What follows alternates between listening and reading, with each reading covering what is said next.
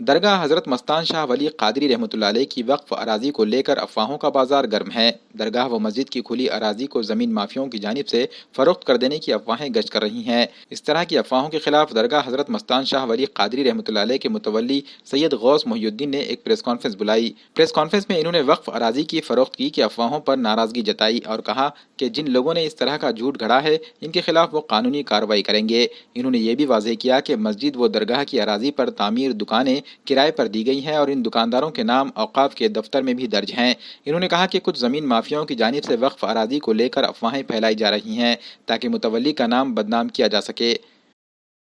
ये वक्फ प्रॉपर्टी की ज़मीन है। मैं सैयद गौस मोहिउद्दीन मुतवल्ली हूँ वक्फ बोर्ड का, और इसका कोर्ट में केस दाखिल हुआ था। कोर्ट ने भी जो है तो मेरे पास फैसला दिया है कि जो है 6 एकड़ का फैसला आया था। 6 एकड़ फैसला लेने से मैं इनकार किया हूँ। ये वक्फ प्रॉपर्टी है, ये सर्विस इनाम लैंड, ये भिष्ट नहीं सकती, ना इसका खालसा होता, ना कोई अक्वा नहीं कर सकती है। कोर्ट के अंदर इसका दावा दाखिल है। रिकवरी पोजीशन का भी मेरा दावा दाखिल है और मेरे पास में अभी जो है तो मैंने वो भी मेरे पास लेटर मौजूद है। जो 6 एकड़ मुझे दिया गया था मैं लेने से इनकार किया, क्योंकि मेरी जमीन है 9 एकड़ 4 गुंठे और 1 एकड़ 22 गुंठे जगह है। उसके अंदर जो है तो मैंने किसी को सेल नहीं किया है। किसी ने भी मुझे जो है तो आपके जो दिशा भूल करा उसने जो बताया है वो उसको मैं ऊपर में जो है मानदानी का दावा दाखिल करने वाला हूँ। किराएदार है, टैक्स भरता है, उसका उन्हें ऑडिट होता है, उसके लिए कोई टाइम टू टाइम ऑडिट होता है और उसको मैं पावती देता हूँ। जिससे भी पैसा लिया हो ना पावती देता हूँ, बकाया पावती के नहीं है, क्योंकि हमको टैक्स भरना है 7% औकाफ की जमीन तो मशगूल खिदमत माश को बेच नहीं सकते। इनाम है वो जाने, उनका काम जाने। ये जो जमीन है सर्विस लैंड मशगूल खिदमत माश, इसको बेचने के सकते हैं ना कोई खरीद सकते। औकाफ की जगह में जो है नगर पालिका ने जगह बनाने वाली है यमजी रोड, मोहम्मद अली रोड,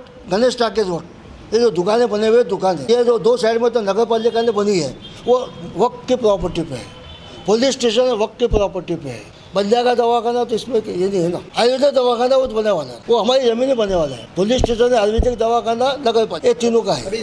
कार्रवाई चालू है ना, कार्रवाई चालू है। अगर लॉकडाउन नहीं आता था तो मैं फायदा तो आ गया ना 6 एकड़ का, और मैंने वापस जो रिकवरी पोजीशन का दावा दाखिल किया हूँ। वो दावा दाखिल करने के बाद तो अभी कार्रवाई चलेगा, उससे नहीं आएगा ना। 15 दिसंबर को उसका ये है, हो सकता है कि लॉकडाउन की वजह से और डेट बदल सकती है।